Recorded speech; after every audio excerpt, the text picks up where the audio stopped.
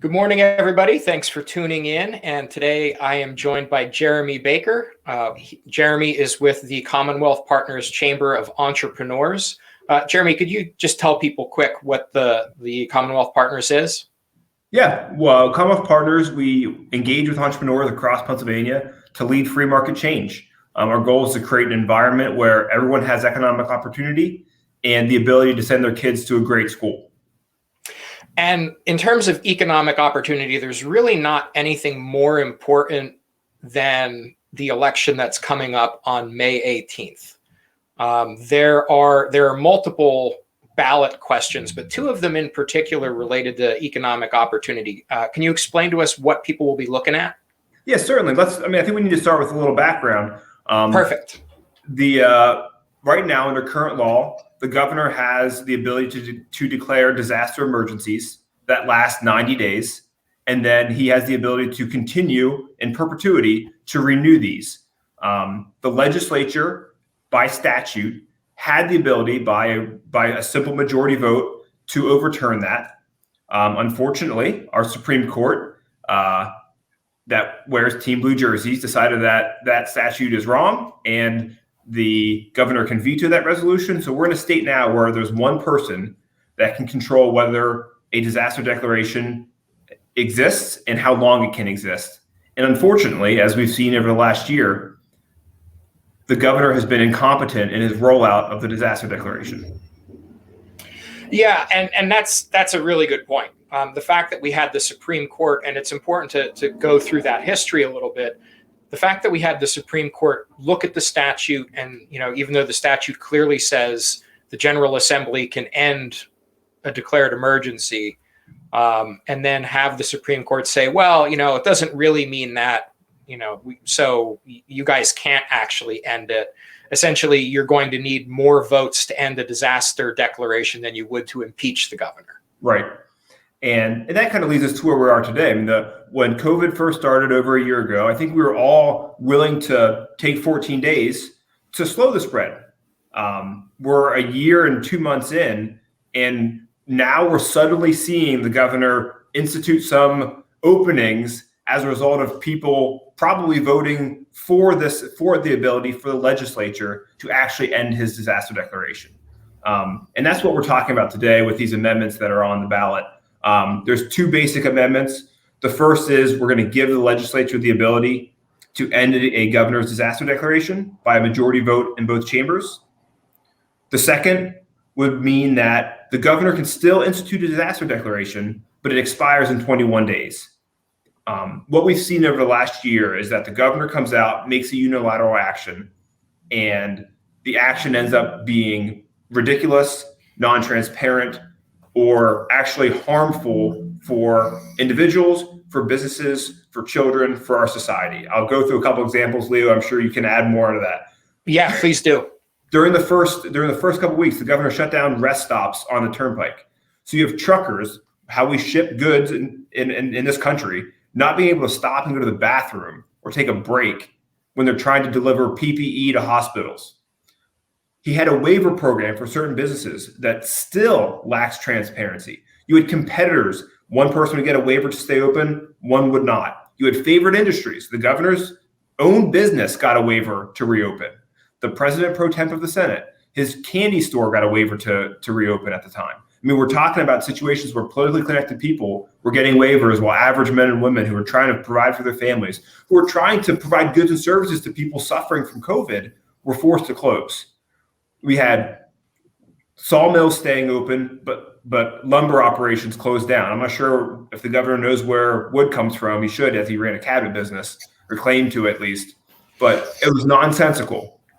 And the lack of transparency from his administration, and ultimately the damaging results. I mean, we've talked extensively about forcing nursing homes to take COVID patients and how tragic that was. That was just the governor's operation.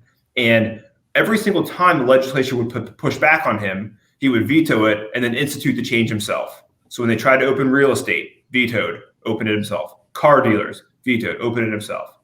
And he was and the car dealerships in particular, and the realty thing was really interesting because when you took a look at all of our neighboring states, we were the only state that shut down those particular items.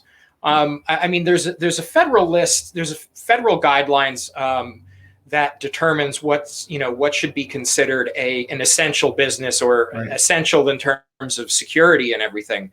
And the governor was shutting down those businesses, which would include realty, which would include things like different types of manufacturers. We saw construction, the whole 9 yards. It was just the way that this was approached was not only completely ham-fisted, it was really done in such a way that he did not seek any input from outside people. Particularly last week, I had a gentleman on who works with the nursing home association, the Pennsylvania Home Care Association, and they had zero interaction with the Department of Health or the governor in trying to set up policies about this. The governor didn't talk to the General Assembly. He didn't talk to industry groups. And don't get me wrong, industry groups aren't necessarily the only input that he should be seeking. But if you're talking about people who are required to implement these policies, if it takes 3 weeks to shut down a factory and you're telling them that they need to shut it down overnight, that's just, it's completely insane. I mean, look at the restaurant industry over the last year, where you are open, closed, open, closed. I mean, you buy food for 2 weeks and you're told that you have to close. I mean, it's not functional. You can't operate that way as a business. And what we saw is that they weren't operating according to any kind of science around COVID. It was politics. No, it was completely political. And when we take a look at, the Supreme Court's decision really forcing the General Assembly into making constitutional changes to prevent this from happening again, it's really unfortunate. And at the same time, it's also unfortunate that we've seen, and this has just kind of been a pattern over time, that the General Assembly has historically really been ceding a lot of ground to the executive branch. And we see that in terms of regulations. And then as it relates to these health situations, really the previous General Assemblies had given carte blanche to the executive branch and to the judiciary to decide what we can and can't do.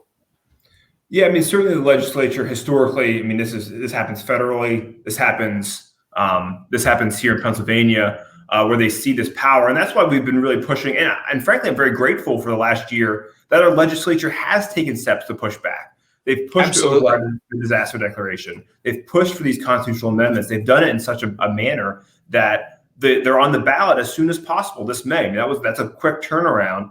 And what it allows us to do is then go out and do what we do best, is try to educate and inform citizens that they should be voting yes on these initiatives. And that's why I encourage everyone to go to our website, voteyespa.com. That's what we're pushing, so that everyone in Pennsylvania knows the consequences of what a yes vote would look like in this May. Yeah, and that brings up a really good point. There really has been a fairly substantial, there's needed to be a fairly substantial educational effort related to this. And a big part of that is how Governor Wolf and the Department of State really misconstrued what the constitutional amendments are going to do. Can you explain that process a little bit? Yeah, I mean, the first thing I'm going to do is I'm going to read the question, because I think the question has to be read to understand, I mean, the vulgarity of what was done to the amendment. So here's what the first question will say when you look at your ballot on May 18th. Shall the Pennsylvania Constitution be amended to change existing law and increase the power of the General Assembly to unilaterally terminate or extend a disaster emergency declaration and the powers of Commonwealth agencies to address the disaster regardless of its severity pursuant to that declaration, through passing a concurrent resolution by simple majority, thereby removing the existing check and balance of presenting a resolution to the governor for approval or disapproval? It completely stands it on its head, because at this point, the governor can do whatever he wants, and there's no check and balance to it. And what this is actually doing is reestablishing the General Assembly as an equal branch of government. And the fact that the Department of State allowed itself to be used in such a transparently partisan way is just, it's appalling. Yeah. I mean, and normally what happens during this process is that the General Assembly passes the amendment, the constitutional amendment. The Department of State, with advice from the Attorney General, will put out the question. And in the past, the questions have all been pretty straightforward based on the change. And this was clearly written in a political way. I mean, it's even been admitted publicly that the chief of staff of the governor, when he was called on this, said all is fair in love and war. They wanted to drag this out. They wanted to make it confusing. And ultimately, all this does is it, to your point, establishes the General Assembly as a co-equal branch of government.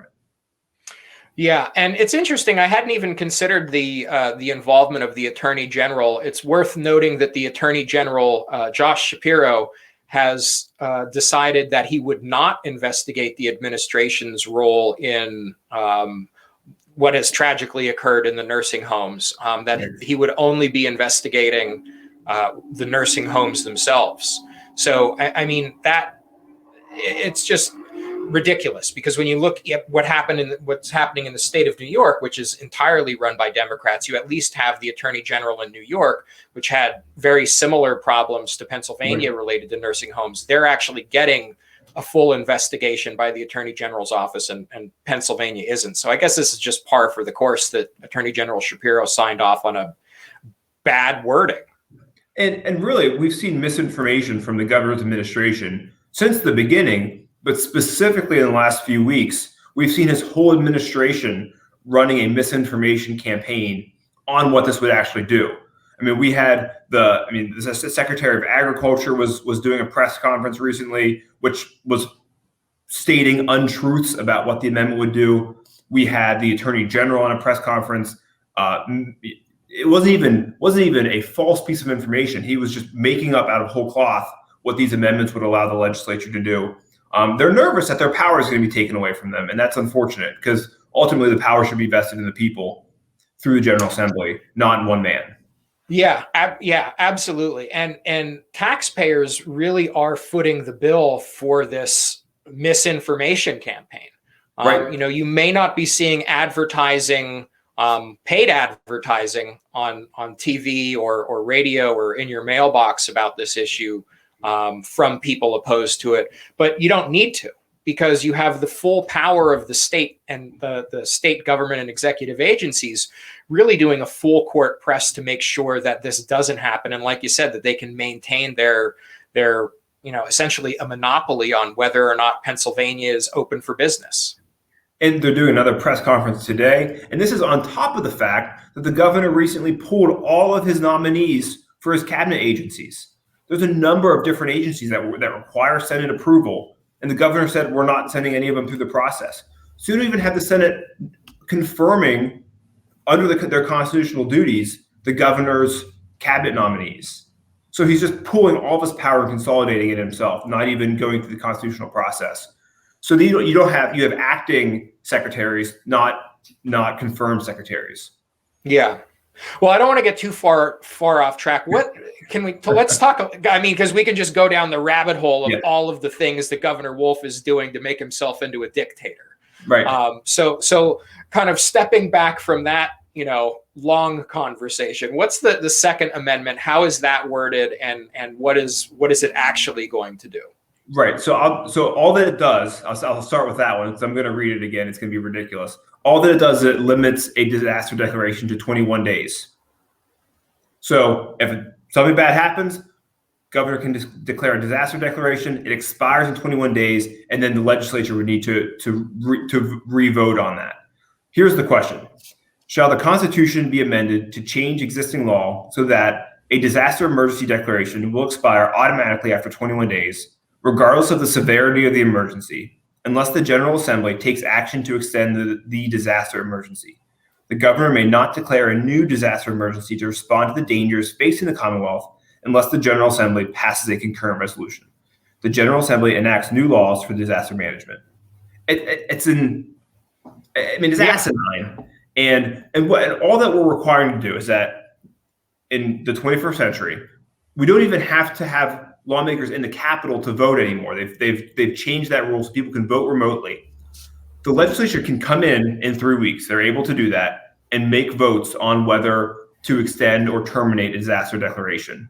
Because as we've seen, 90 days gives the governor too much power, and then he doesn't have to listen to any legislative input. And that's what we've seen over the last year. As the legislature and the governor can work together on issues, you get better results. The best example of that recently has been vaccine distribution. Pennsylvania was one of the worst states for vaccine distribution in the country under the governor's unilateral rule. In February, the General Assembly passed a bill allowing the National Guard to step in and help. And we've seen Pennsylvania slowly and steadily climb the ranks as far as distribution goes. That's a very simple fix that if the governor would have reached out to the General Assembly and said, hey guys, what are your thoughts here? How can we work this out better? They could have done that effectively. Instead, go ahead.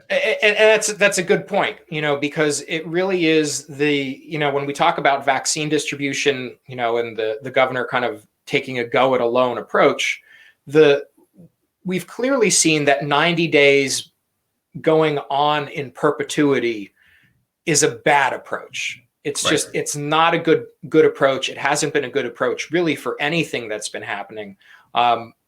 So actually having to have, it's crazy in this day and age to think that you should have the branches of government actually working together to solve a problem. But this shouldn't be controversial. And the way that the amendment is worded just completely distorts what the purpose is. And the issue that we've been talking about is this isn't even a Republican or Democrat. This isn't a partisan fight. There's thousands of Pennsylvanians that are still waiting on an unemployment check. Yeah. There was a woman in our office, fully employed the whole time. Her husband was laid off. He never received a check. She received 2. You had the Speaker of the House in North Carolina get an unemployment check from Pennsylvania. From Pennsylvania. The stories are endless of the incompetence of the administration, and allowing the legislature to have actual input into how these things get done is going to help Pennsylvanians. It's going to help more people get vaccinated. It help more businesses stay open effectively, and it save more people's lives. Yeah, absolutely. And it's worth pointing out too that Pennsylvania, while everybody is focusing on the COVID, that particular disaster declaration, Pennsylvania has actually been under a disaster declaration for the opioid crisis for 5.5 years at this point. Something like that. Yeah.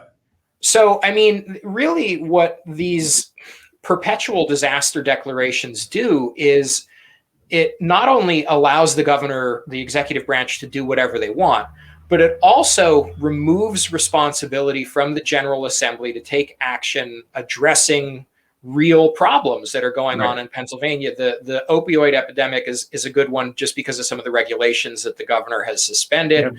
Yeah. The General Assembly really should be coming in and passing legislation to make those suspensions permanent.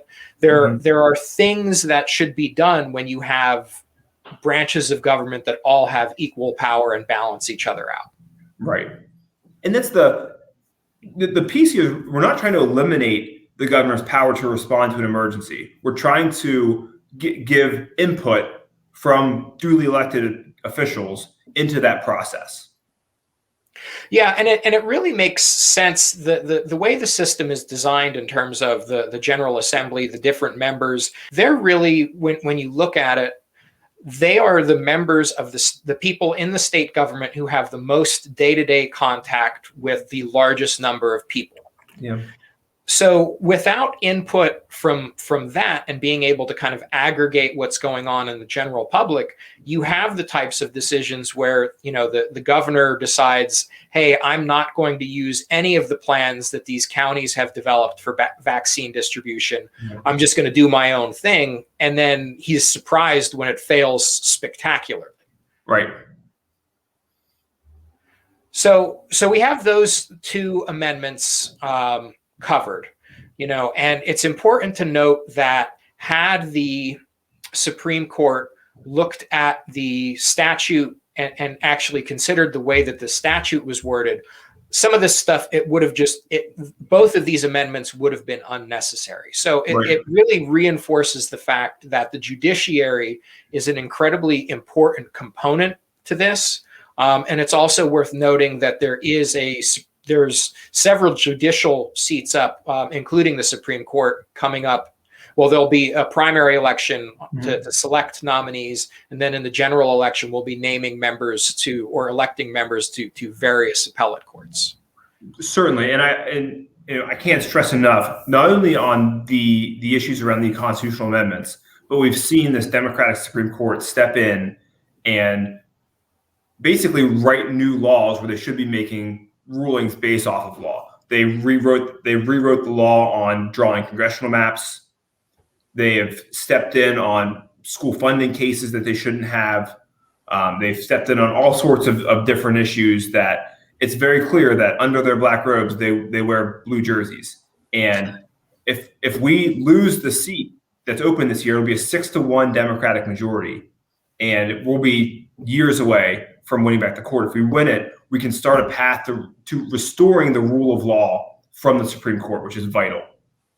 Yeah, absolutely. And everybody who's tuning in and watching, make sure not only that you're voting on the constitutional amendments, but for anyone who is registered, as a Republican or a Democrat, you're going to have judicial candidates to select as well. So try and do a little bit of research on that as best as you can. There are 2 other questions on the ballot. It's worth just pointing that out. It's not just the 2 amendments related to the disaster declarations. What are the other 2 items that people will see? Yes. So the third question you'll see is it's amending the Constitution, adding a section providing for equality of rights based off of individuals' race or ethnicity.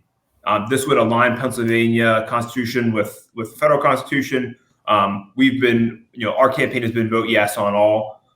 The fourth question is a little bit more nuanced. It's a 20-year referendum, so it's not a constitutional amendment. It's a referendum on, increasing the cap on debt for local fire companies. So if I'm not mistaken, the fourth one is it's not increasing the cap, it's increasing the it's changing the eligibility. Yeah. Right now under the debt program, the only firefighters and emergency like ambulance providers who are eligible to apply for loans to replace fire trucks and everything like that, they have to be 100% volunteer. The amendment or this particular question would allow semi-professional and professional firefighter organizations and ambulance associations to actually apply for those same loans. Right. So it's an obscure, program.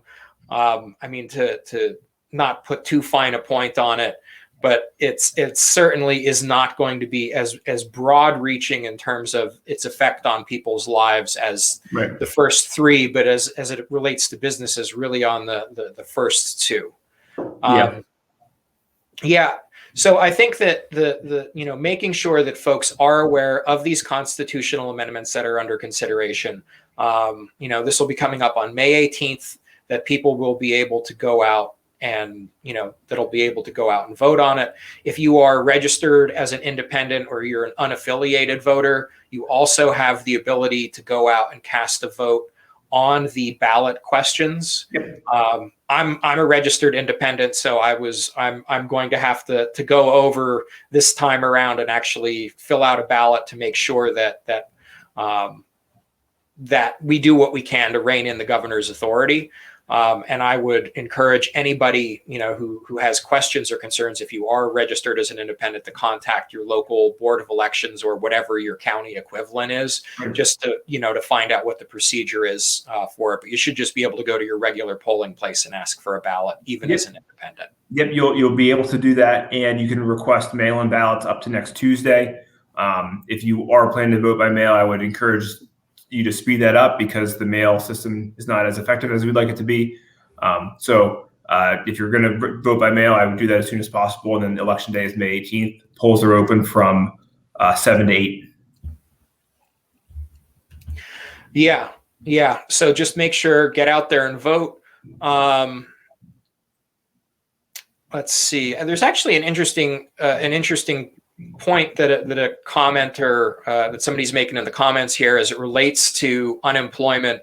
Not only has the governor shut down businesses and people have been put out of work completely, they've also been hours have been greatly reduced as a result of the changes in capacity. So we've seen a lot of people not just lose their jobs entirely who are dependent on the unemployment system or have, forced to become dependent on the unemployment system, but we have people who have had jobs who, they've gone from full-time to part-time or, some type of equivalent. So it's important just to recognize, that everybody who's having to deal with the horrendous labor and industry system for unemployment, a lot of these people, obviously through no fault of their own, are also dealing with having their hours cut and everything largely as a result of the governor's policies.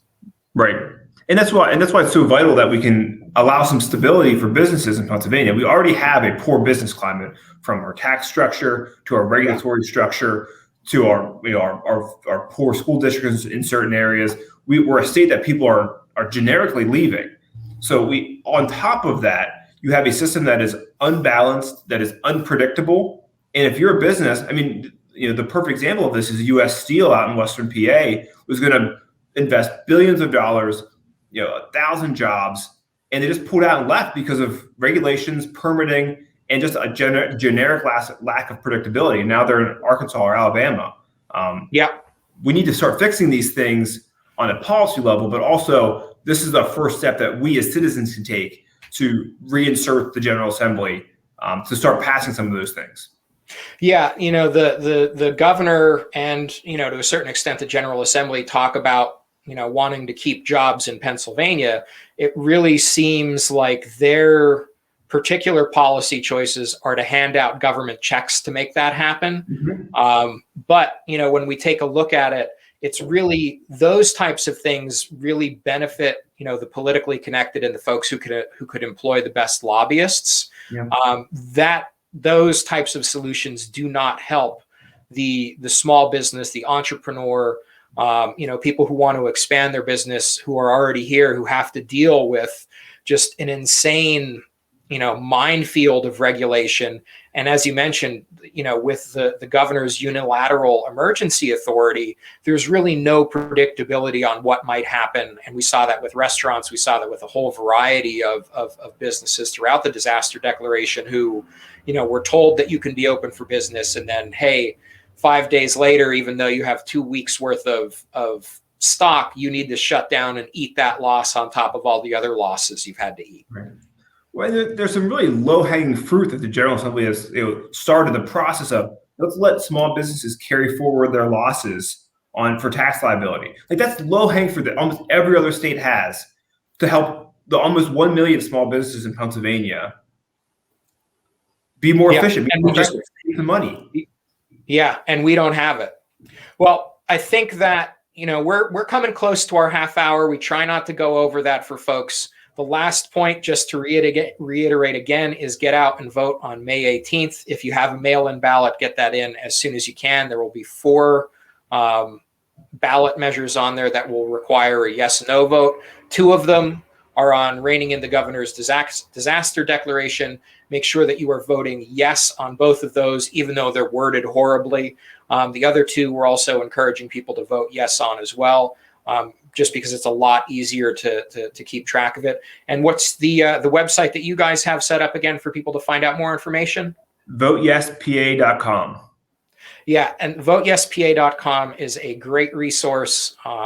So be sure go and check it out. Make sure that as you are having conversations with friends and family over the next couple of weeks, and places that you do business, make sure that anybody you talk to knows that they have the opportunity to prevent the governor from doing this type of thing again, and make sure that no future governor has the authority to do it. You can go on the website and print out a flyer to hand out to your neighbors. You can find draft emails to send to your employees or your friends. There's all sorts of different resources there for people to do work on that. Yeah, so the VoteYesPA.com is a great resource. You can talk to, it'll help you script whatever conversations you need to have with people, and it'll give you some information that you can share very well, or very easily. Again, I just want to thank Jeremy, Baker for coming on from the Commonwealth Partners Chamber of Entrepreneurs. I know that you are a busy man trying to wrangle all of the critters over in the Pennsylvania state capitol. So thanks very much for your time today, Jeremy. My pleasure. Thanks so much, Leo. Thanks again, everybody. And we look forward to talking to you next week.